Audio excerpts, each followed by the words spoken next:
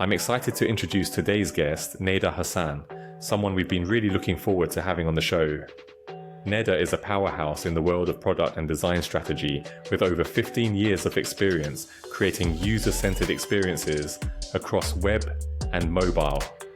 Currently, she's the managing director and consultant at the Experience Agency and also leads design and experience at Redefining. Nada's career is all about bridging the gap between design, business, technology, and users, delivering products that are not just beautiful, but intuitive and impactful. She's held leadership roles at companies like YAP and Into Consulting and has worked across North America, Europe, and the Middle East, guiding organizations through the full design process. In our conversation today, Nada will share her journey from consulting to in-house roles, what it takes to build great design teams, and how to navigate the evolving landscape of product design. We also dive into the importance of building partnerships within organizations, why community is critical for the design space, especially in the Middle East, and how empathy and a growth mindset are essential to leadership. Plus, we get into the challenges of balancing high-performing teams and why not every designer needs to be a leader to grow. It's packed with a ton of takeaways. So grab a coffee, settle in, and let's get into it. Brilliant. Nada, thanks for joining the show. Really great to have you on. And, we've been really looking forward to speaking to you because looking at your career, you've been in design for like over 15 years now. And I think for people listening, it'd be great to hear a bit about, your journey, how you got into design, what you've been doing over the past 15 years. Okay, great. Well, thank you guys for having me here today. It's the first time I actually do something like this, so it's quite exciting. So a bit about my background. I started off my career in Canada long ago. So I think before, we're talking today about product design and these terms didn't exist back then. My first job ever in this space was information architect. And when I took the job, I had no idea what that actually meant or what a job like that entailed. So it was really exciting time, I think, to enter the space of technology. Web at the time was really big. And I came in as an information architect, someone who knew a little bit on the business side of things, the marketing and business side of things, and was really interested in the technology side of things. So it was coming together with those two interests into this junior position as a IA at the time. So from there, I ended up learning about this space. And as you guys know, the space evolved so much. And one of the biggest discussions was always, what do we call ourselves? What are we actually in the space of product and design and what we're building? So, and I think till now, that conversation still creeps back up. When we ask a designer what kind of designer they actually are or what they do or where do they actually sit or live within an organization. It's something I think as being in this space is something that we've always kind of had to toll with, but it's the outcomes that actually end up showcasing who we are. And I think that's one of the things I'd like to discuss with you guys later on. And I think one of the most important things when it comes to design is the outcomes that we're producing. So starting off my career as an information architect in Canada, I was working in an agency setting. I basically got mentored there. I learned everything I needed to learn about strategy, about consulting, working with different businesses and organizations, solving problems. It was an amazing place to start my career at the agency that I was working with. I'm actually to date still close to the people that first gave me that initial boost. And I was really inspired by the way they mentored me. And I believe that a lot of that experience, I try to give back right now to the communities and to the people that I work with and that I mentor today as well. So I started off my career there. And that agency worked across Canada and the US. So I got a really broad experience working with businesses across Canada and the US. And then in 2011, I decided to move to Dubai for a year to get an international experience. I was offered a position in Dubai to come and go in-house. I went from an agency to an in-house position. It didn't suit me, to be honest with you. I lasted 5 months, and then I finished my project that I was meant to finish within a year at this business. Ended up starting my own consultancy because I saw that there was a big requirement for what I was doing here in the region, and it was just starting to take off at that time.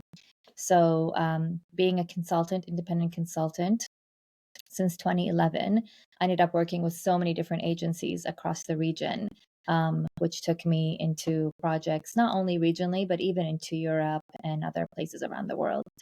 And then just ended up building a life here in the UAE, which has been amazing ever since. I travel back and forth between here and back home, which is Canada, quite often.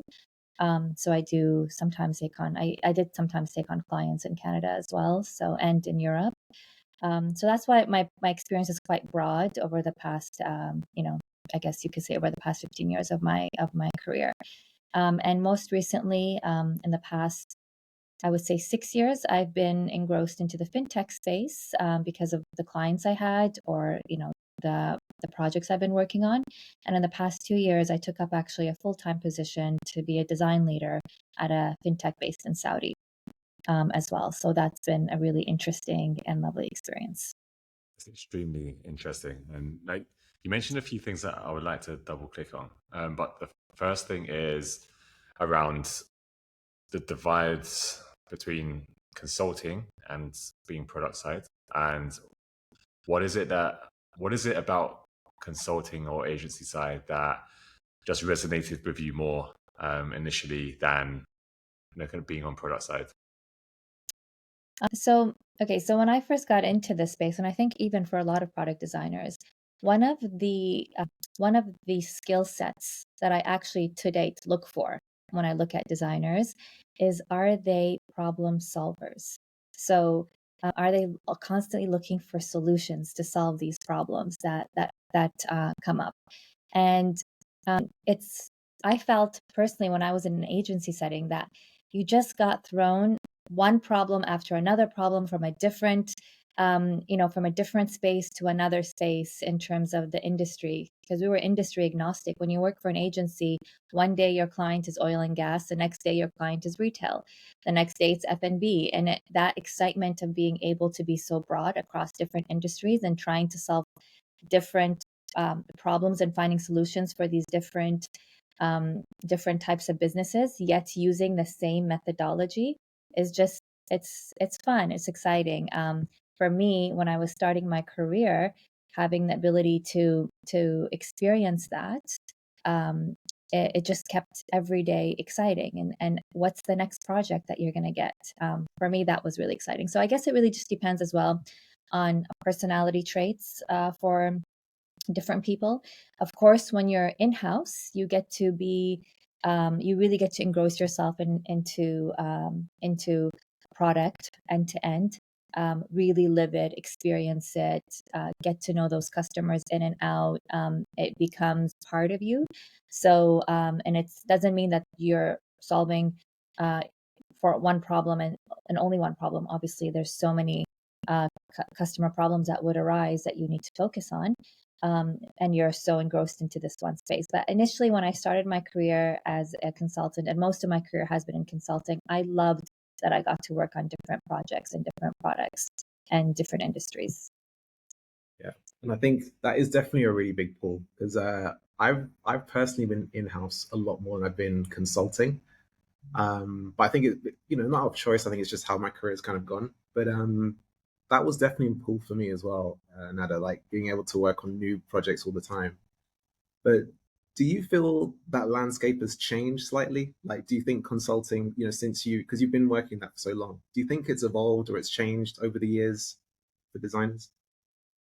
It's changed a lot because businesses now want to build their own product teams internally. So I think actually that's probably the biggest change, is that, and I saw that when I came to the UAE, and in 2011, when nobody knew what was product or design or information architecture, but they needed it, but they didn't know what it was or where it lived or or where in the business it would exist. Is it part of marketing? Is it part of communications? Is it part of technology? It didn't have a place in an organization. So organizations had to go to the experts and had to go to these agencies to bring them in because they still needed this type of work. So now what we're seeing is a lot of organizations, especially the startups that are getting really good funding, the fintech space or any tech space like health tech, fintech, any of these spaces, they have to have product teams. So, and they're hiring those experts and bringing them in-house. So that's where you're kind of seeing the landscape change a bit from in the consulting versus the in-house, is that businesses are bringing in these experts in-house and wanting them to be part of their structure, whereas you'll still see the need for consultants from bigger organizations that don't have that structure in place, maybe don't have a strong technology technology team in place, are already using tech for agencies for tech and things like that. So the landscape is changing depending on the type of organization or business that you're in. Yeah, I But the can see need is that. still there, definitely. Yeah, yeah, definitely. And you're currently you're not in-house at the moment, right? You're definitely like fully consulting, or do you kind of work with one specific company, or how's your current setup? So I have just a very I'm different. I can't say that my experience is quite similar to many people. For example, Al-Raida, the Saudi financial services business that I'm working for right now, I started off with them. They were my client for 6 months. And so from a client relationship that was built, where the trust was built, the understanding was built, the the mutual way of working was built, I went in-house. It never my in-house experiences never actually started with in-house first. It was always they were my client. We built that trust together. We saw that we could work together. And then I loved what they were doing. I believed in them. They liked the way I worked. And I moved into an actual in-house position with them. So currently I am the head of design and experience at Al-Raida. That's my in-house position with them. And of course, as a consultant at heart, I still do a lot of advisory work on the side with startups and other fintechs, more on the advisory consulting side. But my main day-to-day work right now is with Al-Raida. You've got an interesting career in terms of being able to dip in and out of consulting and then in-house. What is it about you and the qualities that you have that make you so adaptable in the industry? I think actually it was the fact that I started off as a consultant. I started off in agency setting. When you start off in that type of environment, you become adaptable because this is how you learn to work. Every other month is a new project. Every other day is a new problem to solve, a new team to work with. So already, because I started off my career in that way and I really enjoyed that type of setting, I found it quite easy to be able to adapt from in-house to agency settings. And even within an in-house setting, the way product has now has transformed to product teams working with engineering teams and design teams working with product teams and engineering teams and other parts of the business. I end up almost treating it as each project I work on is like a consulting assignment, where it comes in and you have a mission that you need to solve, and you have a team, and you have a methodology, and you have a process, and you deliver. So you have delivery dates and you deliver on it. So you end up taking that kind of way of working into the in-house experience. And I think that's because I started off my career in this type of agency setting at a time when this is even before mobile, at a time when everybody needed a website, every organization needed some form of platform, needed to start to rethink and digitize their experiences to online experiences. So we just had so many projects coming in. Every 2 weeks was a new project. I think 2 weeks was pretty much the minimum each project was spent on. So it was constantly moving, and I think that really helped get me to the place where I am today. And there's something really interesting you mentioned there, Nada, which was about currently the way you're set up in your organization is you treat it like not treating like a consultancy, but that's how you're kind of you've adapted to within that organization, right? And would you say that that's like also the engagement that the teams have with you? Do they kind of also treat your design team as a consultancy in-house? Because I know that there's, you know, different views of how design teams should be set up in organization. We'd love to hear a bit more about how you set up. Um, I think I was falling into that, and I realized that I needed to build partnerships more than client relationships internally. Um, in an organization, you need to really focus on building partnerships with other team members. So when I work with product, when I work with tech, when I work with marketing and other parts of the businesses, we need to build it as a partnership relationship versus I'm here just for a short time to solve like a little project and I'm not going to see you again. Um, if you do that, you might end up losing buy-in from the organization, losing buy-in from the project sponsors, not getting the outcomes that you're really looking at. So there is a fine line between that. Maybe internally between my team and I, we kind of space it out in that way to make it more exciting that we have different projects that we're working on and different products that we're designing for. But from an organizational perspective, I need to focus more on ensuring that the relationships I'm building are partnership relationships where we have common goals and we're all completely aligned on that and share the outcomes of those products that we're designing for. Yeah, and that's a great point. So I totally agree. The partnerships are so important, right? And it's hard to build that sometimes when you are external, like you mentioned. And yeah, look, I think these are all really interesting points. And yeah, I mean, what do you feel about the complete opposite or the flip side of that, though, Nada? Because I know that a lot of teams are going down this squad kind of model, Mm-hmm. right? Where you're fully integrated into the team. So it's less about partnerships, less about kind of having a bit of a hybrid. It's like you're fully integrated into a squad or a team.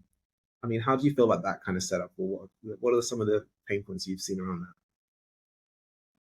that? I mean, we tried that at Araida and also in my previous company. It does work, of course. I think when you have squads, especially when you're bringing in specific people with specific skill sets, they are so focused on what they need to get done and so focused on that specific product that they're working on. So squads really work well in that kind of environment. Um, Even when we had that structure set up for us at Araida, what I felt as a design leader is I needed to take out each of my designers out that are out of these squads and still have a place for them to come together with other designers and do design things. Okay, so when you're in that squad, you're working with your tech guys, with working product guys, working with all kinds of different people, and you share a common goal and you are so focused on achieving all your milestones, and that's great, and you need to have that. But a designer stuck in a squad and only in that squad and that doesn't get to communicate or engage with other designers and have other things going on from a design perspective, I feel you end up losing the design soul there. So it was really important for me to build a design team that can step out of their squads and still come into the design team and do design things. And I say design things are things like we do weeklies where we learn from each other on the latest design skills and tactics. We refresh ourselves on our user research. You don't just have a researcher that should be just doing the research. Everyone needs to really understand the customers, their needs, their pain points, what's new with them, what's going on with them. And so the researcher is part of our design team, and we share weekly knowledge on their results.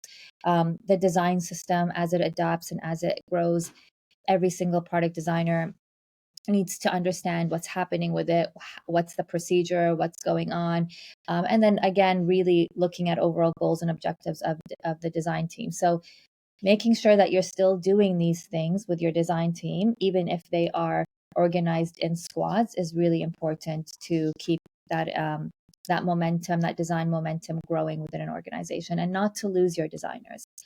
Because we are in a quite competitive space right now, especially I speak to you from a Saudi perspective. it's so difficult to keep really good talent. It's everyone's kind of fighting for the same talent, and they keep moving from company to company, and it tends to be because they get bored. They get bored of being on that same project that doesn't seem to ever end, and that's all they're working on, the same thing day in day out. And another company comes in with, you know, a lot more other promises from a design perspective. I think it's important to remember that designers have a unique personality, and it needs to be treated that way as well. I love what you said about not losing design's soul, or the soul of design within the team, and like bringing people together to kind of unite over what's happening on the design system and contribution to that, updates on research. Do you do anything where you can kind of bring the teams together outside of their squads to solve common problems for design, throughout the organization or for the company? All the time. So because the way we structured our design team, we started to get attention from the rest of the organization. So for example, design thinking workshops. They're, we talk about design thinking. You can call them so many different things these days. But our design team ends up all coming together whenever there's a design thinking workshop happening across the organization. And they're always part of it, even though they're not working on the specific area or this specific project. So I'll give you an example. Our HR team came to us and wanted to improve the employee experience, the onboarding of new employees. That has nothing to do with the products that we're working on, but it has everything to do with internal experience of an organization. Who better to work on that than designers who are engrossed in research, understanding of pain points and needs, designing, knowing the full design thinking methodology. So our design team took on that project for the HR team. And we did a whole design thinking workshop with them over a couple days. We built a research report, we gave them recommendations, and they loved it. And they were so thankful. And they actually told us, we finally understand what design does, because they didn't really understand us before. And when they saw us apply that methodology to their own business problem, they started to really get it. And we've not just done this with the HR team, we've done this with other parts of the business as well. Al-Raida being a financial services organization, we have many different teams across the business, from a sales team to a credit team, to a collections team, to customer service and customer support team. And we last year had an initiative to do these design thinking workshops across the organization. And it was so important to us because actually the products that we're building are products for our internal employees to use to better the experience for our external customers. So by us getting involved in their day-to-day experience and understanding where the blockages and the problems were within these departments, by conducting these sessions, we then were able to take those learnings and take them back to the products that we were working on anyways. It really helped us. And actually one of the things that, like one of the greatest outputs that came out of these sessions that we were doing when we worked with the sales team, to understand from the moment someone come across an ad for Al-Raida and applies for a finance up until they close their finance, we ended up building a full service design journey map for them, a blueprint map for them, which ended up being a tool that is now used anytime any new person enters our company. It doesn't matter which department they work on, we give them this blueprint so they can really understand what we actually do as a financial servicing company. And that was an output that came out of having these types of sessions. And it does make a big impact. So I think the important thing to note is that you need to really get into the organization, go across the business, understand how the business works, and let people understand what you can offer to them as designers. Once you start getting in there and showing them what you can offer, you'll be taking that knowledge to help support the products that you're building and make them better, and they'll have a better understanding of what you do and how that can help them be better as well. These are great takeaways, Nada, because you mentioned something earlier where you said, they didn't understand what you do, right? And I think every designer and every organization has come up with that kind of statement at some point, or they've come across that, right? So these techniques that you're mentioning are fantastic, right? I think anyone kind of looking at this will get like a light bulb moment to really kind of evangelize and use these as good methods. And Mhm. look, now, I just want to say another thing we did. I think that this is just a really cool thing that came up last year. Um, is that when we started building products, so we're at Arida, we're financing. I've mentioned this, but we're fully digitizing the financial servicing experience, applying for finances for SMEs. So we realized as a design team that our teams that we work with within the squads, from engineering and product, we keep telling them about the business. We keep telling them about the customers. We keep telling them about who we're and why we're doing this. But you can tell and tell and tell as much as you want, but the most impactful way is to show. So we came up with a program, we called it Fusion Flow, which was a shadowing program that actually took all engineers, all product team. We even included some people from marketing as well, because they work next to us and they wanted to be part of this as well. And we took them through a shadowing experience where we set up the ability for them to shadow our sales guys when they're on a phone call, making a sales call, and understanding the nuances that they go through, how they type in this potential prospect that's come in, what they go through, how they pass their records onto credit, what happens during a credit meeting, what happens during a credit decisioning meeting, all of the experience from sales to crediting to collections to delivering the finance to closure of finance.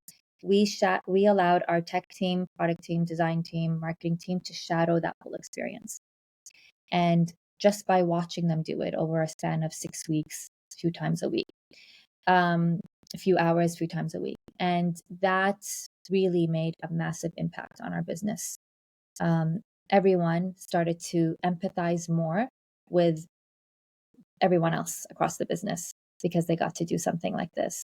And it makes such a massive difference um, to see something, to experience something, rather than to read a report or read a research result that you are not physically a part of. you're brilliant, Nada. And I think it's great to see how you're solving some of these problems, with just great thought leadership, and really looking at the business in areas that need to be enhanced, right, for you and your team. What's next? Like, it feels like the things that you've been doing, it seems like you've already started to elevate the maturity level of design your organization. But what's next for you? Are there any other areas that you feel this is really annoying? I got to sort this out. Like, this is the next area I want to go for next in my team. You know, it just kind of just take it as it comes. Like, I know these days, like the question that everyone asks, what are the next trends? What's coming up next? And everyone's gonna jump into saying AI and blockchain and da da da, all of these like buzzwords, that currently exist. Okay, those things are coming whether we do anything or not. They're part of technology and the way technology evolves. How does that impact me as a design team? I'm still trying to figure that out. I don't want to jump into these trends without really fully understanding the impact that it would have on our team. Obviously we started to use a bit of chat GPT and some generative AI programs out there here and there to help us move things a bit faster.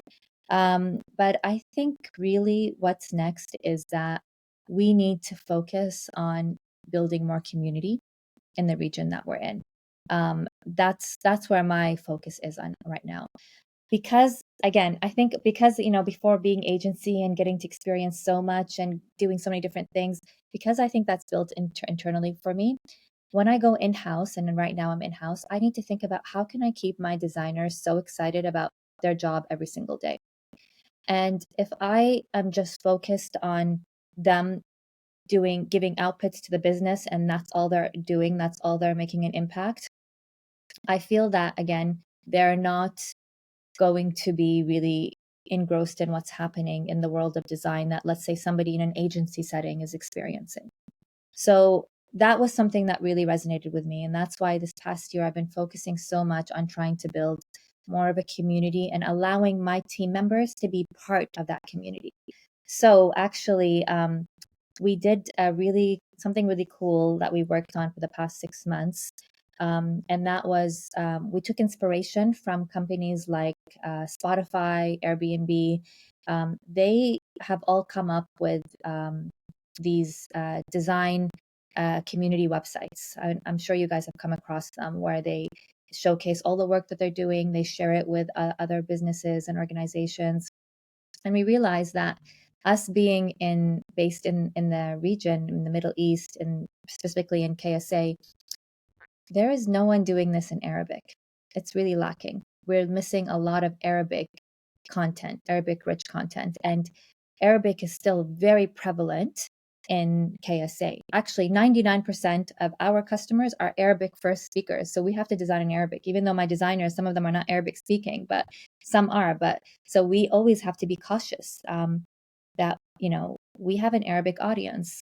So where could we find our niche? What could we do in this community where we can start to give back to the community, doing things that haven't been done before? And that's one of the things that we thought of doing. So we recently launched a website. It's called design@alraidadigital.com. I'll send you guys the link. And it is a resource that we wanted to create for the design community in the region. Where we're going to open it up for Arabic and English design blogs, share design systems, share design research frameworks and methodologies, and just make this somewhere where anyone can come and share what they're working on in one space.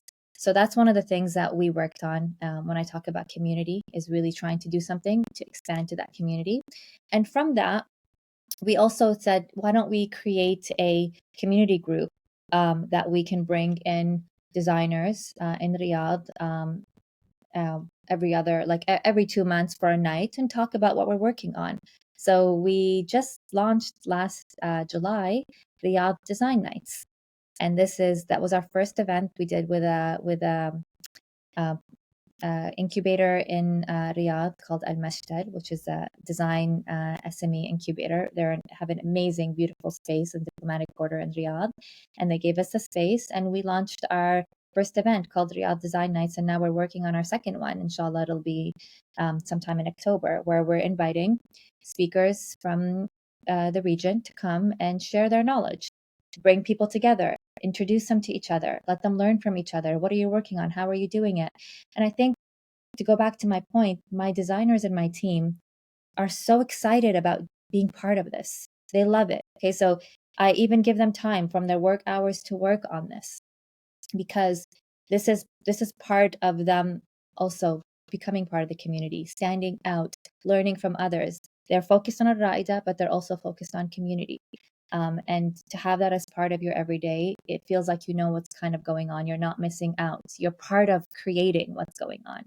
So for me, that's the next big thing, is how can we get more involved in creating? How can we, community, how can we do more for the Arabic community? How can we do more to let people understand the different personas? Now we're hearing, especially here in the UAE, in this region, a lot of the organizations and businesses, they all want to be part of KSA. They all want to expand to KSA. Well, guess what?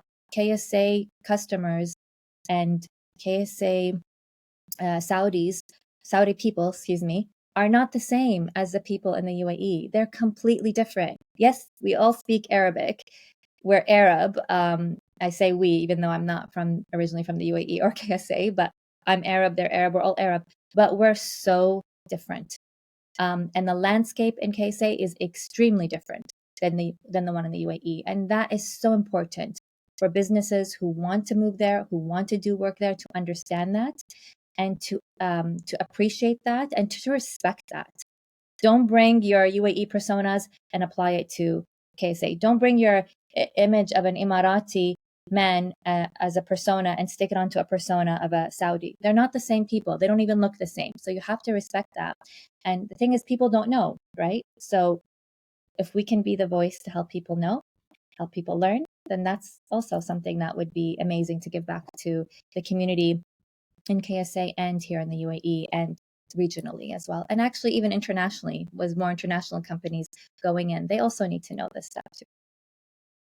Just on the whole kind of community building side of things, I think that's something that a lot of teams want to aspire to, in terms of like a lot of people set up meetups outside of their organization, but to be able to create a meetup space that is originating from the organization, and then also on top of that, getting the team members to dedicate a part of their work week to contributing to that.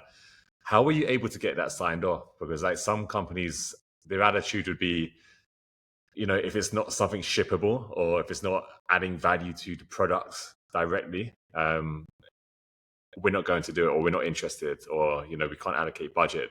How are you able to persuade and influence the organization to kind of follow your vision and build that community? Yeah, I know that's not easy to do, and I know that's not going to work for every organization, but I'm very lucky that it works for us at Araida. It's so important as a design leader to build strong relationships with your C-levels. And I think that's something that I've done right from the get-go. So I had the complete support of our C-levels to do this. I proposed the idea to them, showed them the benefit it is to our team, the benefit it is to the community. We never miss a deadline. We never miss a shipment deadline. We're not lacking on our deliveries. So we're already doing, meeting all our deadlines and exceeding when it comes to what we need to deliver to the business. And if we add this on and it's not going to impact our day-to-day, I don't see why any CEO or any C-level or leader would say no to something like this, because if anything, it's enhancing your name in the in the community. It's giving visibility to the business. It's giving, for your teams, it's giving them more enthusiasm in their job. So there's a lot of ways to convince, if you really want this, there's a lot of ways to convince your business partners and your C-levels to support something like this. If you yourself truly believe in it, you can convince them. And if you can't convince them, then you can do it, like you mentioned, outside of the organization, because we could have done that. We could have told Araida, all right, if you don't want to support us, we don't need to put your name on it. But by the way, we're doing this outside of the organization. And they'll say, okay, do it on your free time. Why not? They can't stop you, right?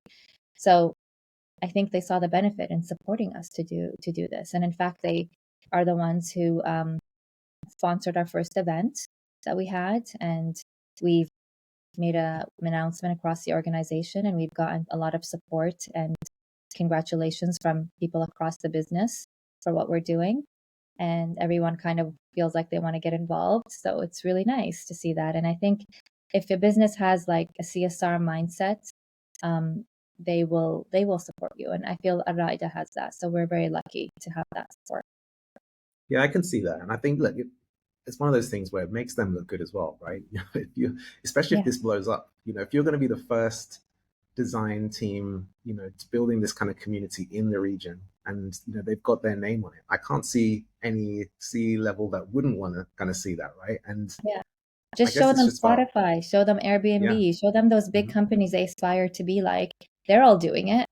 Yeah. So why wouldn't you? If someone wants to take that on and tell you that it's not going to impact your delivery, so for your day-to-day work. So I think there's definitely ways to negotiate and to convince them. But as a leader, as a design leader, you need to take that initiative. You need to build those relationships, and you need to take that initiative. And if you don't do that, then you're not going to get it. And I always say, what's the worst you can get if you ask for something? The worst you're going to get is a no, and the best you're going to get is a yes. So you have nothing to lose. Yeah. And Nada, I think, you mentioned about building that relationship with your C-levels, right? I think it's really great advice. And can you just give us some tips on what are some of the ways or other ways, apart from building communities, that you can build a better relationship with your senior stakeholders, bringing them on the journey with design? Well, first of all, you need to make sure that you are booked in their calendars regularly and have those either weeklies or those bi-weekly meetings set up. So that is a first. And they have to be just, the way I have them is that they are, we don't have a specific agenda. We're here to chat and catch up on what's going on in the business and what's going on in our teams. When we have specific meetings that require agendas for specific items, those are different meetings. But my weeklies that I have are catch-up sessions just to discuss what's going on, what are you working on, what am I working on, how can we support and help each other. So those like 30-minute weeklies, they make a big difference, because in these meetings, this is when I find out that, hey, my CEO, he's working on this project that is very important to him. It has nothing really to do with design, but you know what? Maybe I can help him with something. So let me just jump in and do that for him.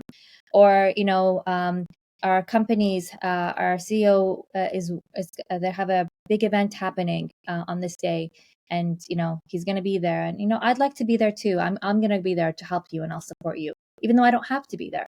So you need to actually take that initiative to build that relationship, because as a there's many other leaders in your business, and the CEO has to give each of them equal times.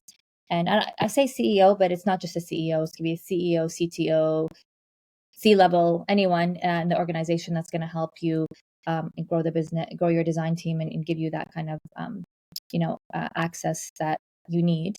You need to be building those relationships with them by just having those like sessions where you get to know what they're working on, get them to understand what you're also working on, and see where you can help and support each other like colleagues would do. So those, I think that's like the number one piece of advice that I can give you to start building on that relationship. And then follow up on those discussions, whether they sometimes even become personal discussions. Like, you're building a relationship. It's like any other relationship. You have to treat it that way.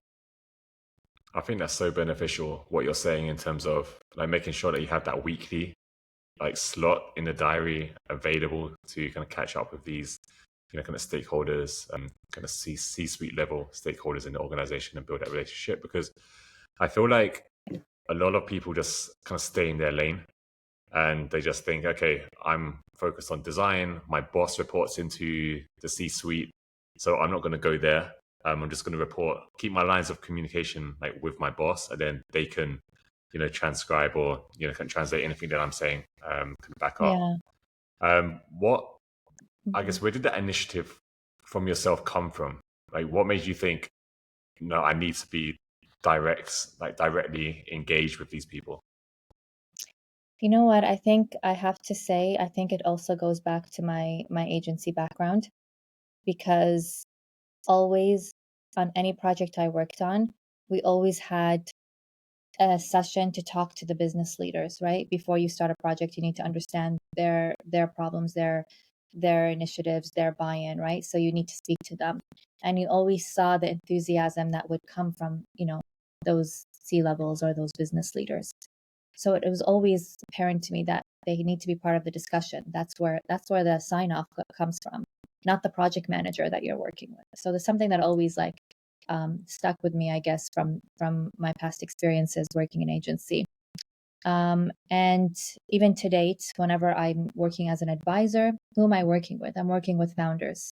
I'm working with CEOs. I'm working with the leaders. They're the ones who are going to bring you in and be willing to pay you and be willing to work with you, right? So already my experience has always been to discuss things with the founders or the CEOs.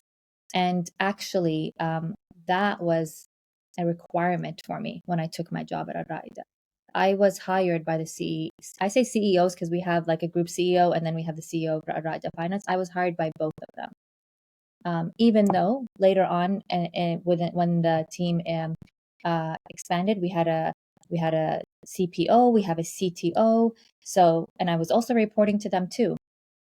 But I never stopped my one-on-one sessions with the CEOs, because those were always there. That was for me directly to them. Guys, can I have 30 minutes of your time in a schedule? Sometimes that meeting doesn't happen because something comes up, and that's okay. But it's in the diary. If it doesn't happen this week, it'll happen next week or the week after. It'll always happen. You need to get there. And you know what? It was, like I mentioned to you, is a requirement for me to take on this job. I would not take this job if I didn't have that access. If I had a lead, like someone in the middle that said, no, you're not allowed to talk to the CEO, or the CEO doesn't want to talk to you, well, then I don't want to work for this company. And I think that's the other thing, is a lot of us, like, I know sometimes it's easier said than done. You have, commitments, family, kids. Like, you can't just, not take a job that, is sustaining you. But for me, that's a value that I've held true from the start of my profession, that if I am not comfortable working for a business and I am not comfortable speaking to the founders or the CEOs or the leaders of this business, then I should not be comfortable working for this business. And that is a value I keep true to what I do. And I would not stay if I didn't feel that way for an organization. And it makes you feel so much better to be that in that space. There's a sense of freedom. And honestly, if you're a designer and you're a design leader and you're gotten to a place in your career and you're not able to break through to that CEO or to that C level, there's two things you need to ask yourself. Am I actually a leader? Am I actually ready to be in a leadership position? Or am I being blocked because this organization, the way it's structured, does not care about the people who are actually doing the work? So you have to understand, if it's the latter, then you need to get out of that company. You need to go and put your skills and your passions and your everyday work into an organization that is going to make you part of it. And if it's the first, then you need to work on your leadership skills and your ability to speak to others and grow and take those steps to grow into a place where you feel more comfortable speaking to leaders. Yeah, and I totally can see that, man. I totally agree, right? I think, and even if, it might not be clear straight away, but if you could at least see that there would be a path to that, right? Like, there's got to at least be some kind of shining light to know that there will be a path in the future. If I take this role to, have those conversations with leaders or get that access, then yeah, it also is another way to look at it as well, right? Yeah, and I know it's difficult with massive organizations. Like, I've always worked maybe, I guess, in smaller organizations, so it's easier said than done, but you know best. You know the truth. So you need to just ask yourself and you need to assess your situation. Yeah. And look, Nada, I'm really keen to get into this because, you speak a lot about leadership. You speak a lot about how you manage your team. I'm really keen to hear, when did it kind of click for you? Like, when was that moment that you said, yeah, I want to now kind of start focusing on my team as a leader versus an individual contributor? How did that kind of happen for you? Like I said, I think it was because I came into this company as a consultant and I just felt that I could make a bigger impact for the business. I saw that they were growing and that they needed a team. It wasn't going to just be consultants that can help them solve the problems that they had and solve the problems that their customers had. So I think that was the moment when I knew that by creating a team for this business, there could be real impact for them. That I should take that step and be more committed and engrossed into this business. And then having that having the buy-in that I got from the leadership to build the team. The trust is really important as well. Having that trust to build that team. So I think that's really what was that, that may help me make this decision. And then having just an amazing team. I'm so blessed. I have such a great team that I work with. And I think, building high performing teams is not an easy thing, but once you figure out like how to put it together, you have to realize as a leader, the people that you bring in is not what's going to make them high performing. You as a leader is what's going to make them high performing. Anyone that you push in the right way, that you give the right instruction to, that give the right trust to, and give them, the ability to flourish, we can become high performing. And I think that's exactly why I feel I could do this, because I get that trust from my leadership as well to do what I'm doing. And I get that autonomy to do what I'm doing. So I have to take that as well and give it to my team as well. And I think that just makes your life so much easier. It makes you do well. You're doing well for your business. You're doing well for your customers. And, you're not stressed out all the time at work. So I think that was maybe the moment that I was like, okay, I like the situation. You mentioned kind of something interesting, which was around trust, and the leaders that you have trust you, so therefore you want to be able to trust your team as well. How do you know who to trust? So what I mean is, it comes back to that whole leadership kind of scenario where you have the micromanagers, and then you have the leaders that are more on the nurturing side and kind of give that freedom or autonomy to team members. How do you know which approach to take? Like, do you need, like, for some people, do you find that you need to be more of a micromanager? For some people, do you think that you can be more of a nurturer? And are there others that you can completely trust to have like full autonomy? And if that is the case, where maybe you're on one side or the other, or maybe you split yourself in three different ways, how do you make that decision as to kind of who needs what level of attention from you, if that makes sense? So firstly, I know myself. I am not a micromanager. I can't micromanage. That's not something I do. I'm more of a nurturer when it comes to my leadership skills. So I make sure that when I'm hiring the people into my team, they're not people that need to be micromanaged. So that's already one of the things that I look for. And I tell them straight up, I'm not a micromanager. If you're looking for someone to micromanage you, that's not going to be me. You need to micromanage yourself. It doesn't mean that you don't have delivery dates and you're not going to be questioned, you're not going to be asked about how you did things, but am I going to be on top of you every single day? What did you work on? What did you do? Give me that. No, I'm not that person. I can't be that person. And so that's just not who I am. And of course, I think that's also because I come from a consulting background where I've always just done things myself and gotten things done myself as a consultant. And we're always worked with very experienced people who know how to just get things done, right? Of course, then you come into a team where you have people who are more juniors who are there to learn. They're not going to know everything, and you need to get them to a place where they can experiment. They can learn new skills. They can do different things, and those people will need extra nourishing. So I like the fact that you use the word nourishing, because that's exactly what it is. You need to figure out as a leader where their weaknesses are, where they want to improve, and work a plan with them on areas of improvement. And that's what I do with my juniors. And it's worked so far. It's been working so far. I haven't had any issues with that. And I end up finding that they end up becoming very proactive contributors to the team. So even the juniors who need that additional nourishment, they are trying their best to become those proactive team members, and move up quite fast in their level, rather than take years and years to move up. Have you ever kind of had any kind of underperformers in your team? And kind of, if so, how did you manage those scenarios or kind of those people? Yes, I have actually.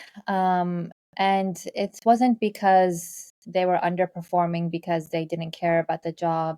It was just because of lack of experience, and ability, and they just needed more time to learn.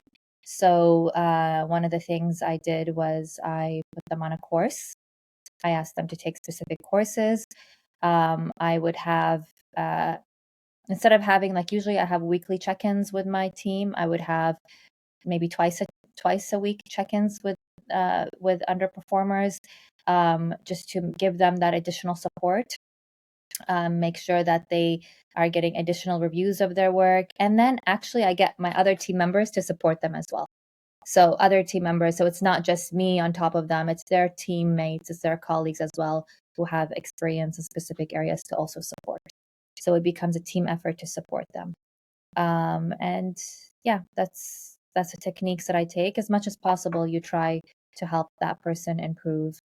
And you get to a point where if they're not improving and nothing's changing, then you might have to make a difficult decision and see if that's right for your team. Because at the end of the day, you need to make sure that the full team is being treated equally, being supported, and everyone's contributing.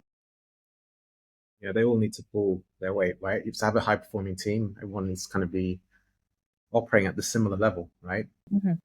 And Nat, I remember being at one of your talks. I think you was doing a fireside chat one time, and I remember you talking a bit about how design like high performing teams. I think it was that don't last forever. How do you kind of like you said, there might be someone that's not performing so well, and do you go through like a cycle of your team being top or elite and then dropping their standards a little bit, or how does that work?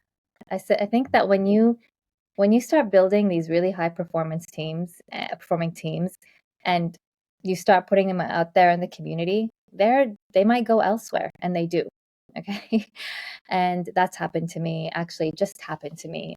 One of my team members, amazing team member, recently announced that she's been offered an amazing opportunity to go somewhere else and do some amazing work. And so your teams are not always going to last because people move on, people grow, people go to different places and have new challenges. Um, and then yes, and then you restart and you try to rehire, and then that person, are they going to be high performing immediately? No, you need to rebuild, you need to restart that experience. As you grow, you need new positions. So that's why you're not always going to be a state of high performing. You have to continuously keep working to keep it high performing or get to high performing. You have to constantly be working to keep it at that level. It's not like you reach that level and you're done. So I think that's what I meant by it. But yeah, you just have to, first of all, I support anyone who needs to move on to do something else. um, I completely supported my team member, and I'm happy for her, and I will continue to support her even after she's gone. And then you start to rebuild, start to refine someone to replace them, and you take it from there. So it's like a continuous cycle that you're going through, right? Yeah, it's Rather than something ups that and you downs. constantly have to continue to maintain, or keep going, keep getting higher. There's no plateau. You can keep making them better and better. People can continue growing. There's no limit to growth. But I guess you have to make sure that you're putting those plans in place, right? Like, how do you deal with growing teams? Because or elevating your team members, because the people that are Mhm. really senior, I guess the only next level for them to go might be into senior leadership, right? But they might not be at that stage yet. Like, how do you kind of keep them on a path of growing? Actually, I don't agree that every person, the next level up is leadership. Not everyone is equipped to be a leader. That's something that is really important. And I think we can see that in so many businesses where specific people, because they're so great at what they do, they end up in a position where they are now a manager or a leader, but they absolutely have no management or leadership skills. They're amazing designers, they're amazing at what they do. But should they be a leader or manager? Absolutely not. And you can see that, you can hear that. The stories I get from people in the community that come to me that tell me about the experiences that they've had in these toxic environments. Like, let's not try to hide that. This is happening, and it's happening among our colleagues and all these amazing organizations that are businesses that you know we use every single day. Okay. And that's because people are moving up and they're ending up in leadership positions and management positions, and they should not be leaders or managers because they don't have those skills at all. So you can continue to grow, you can become whatever, an amazing researcher, amazing designer, but where are you getting your management skills from and your leadership skills from? Those are skill sets that you need to get, and you can learn them. They can be part of who you are. Those are different skill sets. And so sometimes some people, like for example, I was telling you about one of my team members who's recently left our team. She's gone on to another organization where she's going to have millions of users that she can use her amazing research skills on. So her growth is growing the work that she's working on. Her growth, and I think one day she'll be an amazing leader as well. But the point is that you don't always have to grow into that space. You can grow in different areas. You can grow in the projects you work on, and the how big those projects are, because you're an amazing designer, take on more, do more. There's other areas that you can grow into. But if someone's meant to grow into a leadership position, then they will get there, and I'll support them, whether it's within our organization or it's in another organization. How do you make that assessment? So if someone comes to you and they say, I feel like I'm ready for the next step. I want to be a leader in the organization. Mm-hmm. How do you make that assessment whether or not that's true? I think if there's somebody that I've been working with, I would truly know I should know that they are ready for that. And actually, if I should be the one telling them that they're ready for that position, right? Because if I'm a good leader and I'm in tune with my team, then I should already have a growth plan for each and every single person in my team, which I do. And so we know where they're going and where they're growing. And if they think that they're ready for something that I don't think that they're ready for, then it's a discussion to have to understand why they think they're ready, and something that you discuss and you get to an agreement somewhere with that person. So anyone in my team is open to talk to me about anything that they feel or anything that they're going through. And I think that's an important skill of being a leader as well. What skills would you be looking for?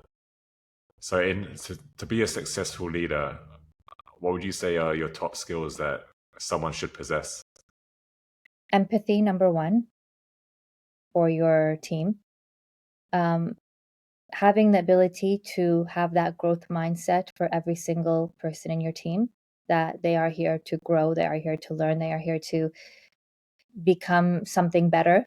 And you need to be able to support that. And you need to be able to know that that is also part of your responsibility.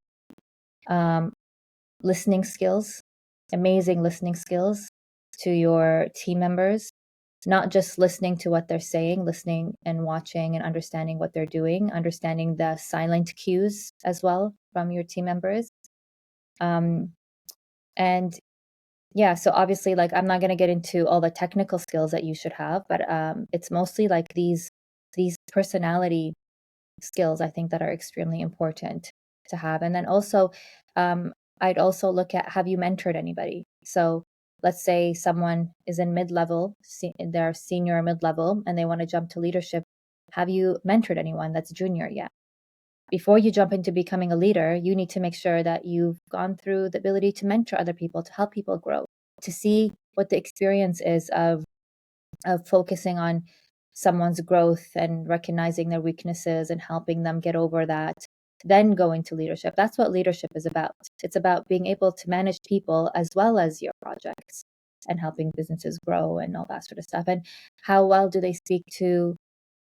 are they able to have conversations with like C-levels? If you're always like shying away, the CEO comes from one way and you're running the other way, then you're not ready for that, So these are the kind of things that I would look for. And if they do want to get to a leadership position, these are the kind of areas that I would help them with. These are really great points, Nada. Love this. And, really good tips for anyone that is considering going into leadership as well.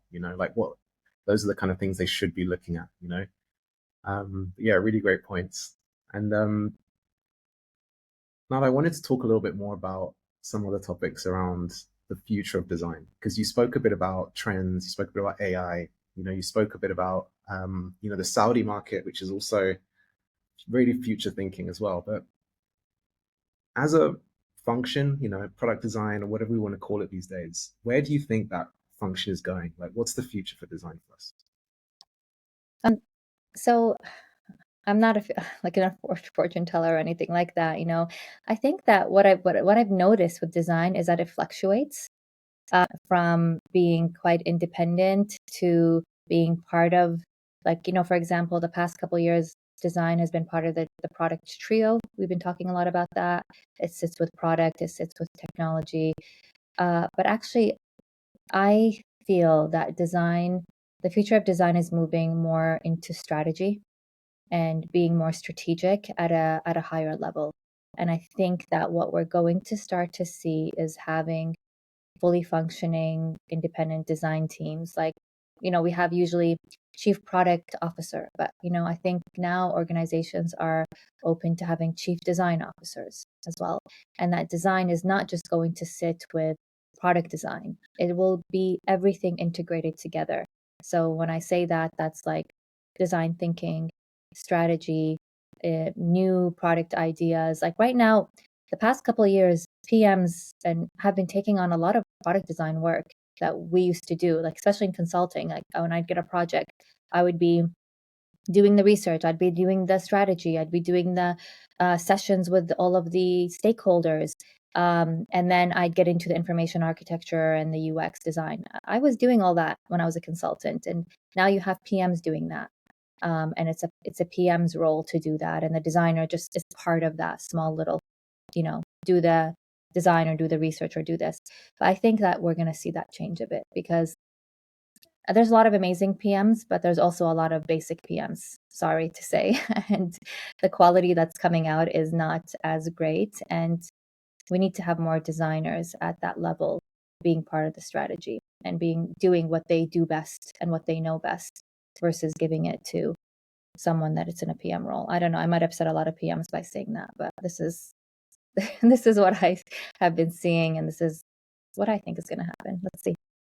Well, let's double click on that one. So what's the difference between a basic PM and a great PM? I think a great PM is someone who really has the experience and the ability to do those things that I mentioned, from involving and understanding all stakeholders, really getting into figuring out the customer's problems, really customer oriented, understanding customer issues and needs, and focusing on research and spending the time doing that research, and utilizing the results of that research, being able to analyze strategically the results of that research in order to really figure out the customer problem and then solve for it. Not all PMs can do things like that. Now we're seeing a lot of PMs getting hired as PMs are coming from a project management background rather than a true PM background, or the strategic mindset background. It's more about getting the project done. It's more about meeting the milestones. It's more about involving the right people and signing off things, versus actually caring about figuring out an amazing solution for the business and for the customers. So maybe I'm talking about from what I'm seeing here in this region. Maybe it's different, somewhere else, other parts of the world. But this is what I'm seeing in this region, to be honest. Yeah, look, Nada, we've had a couple of people on the show say a couple of similar things to you, right? So it's definitely not just in this region. It does feel like, and I've witnessed it myself as well, right? It does feel like that role of PM or product design, product manager is kind of, or product owner. It's almost being forgotten, right? It almost doesn't get given as much attention in terms of what is required versus what we're seeing. So I would totally echo that. But how do you suggest we come away from that, Nada? What would you suggest? If you had a product team that you felt was underperforming where you were working, how, as a design leader, do you think you can navigate that situation? As a design leader, I need to take leadership and get more involved in those products. And I need to go in there and offer my skill sets and my team's skill sets to support those PMs. Because the thing is, I don't fully blame a PM. It's the role that has been created, that they are obliged or expected to do all of these things on their own, and then initiate all the different tasks for the different squad members.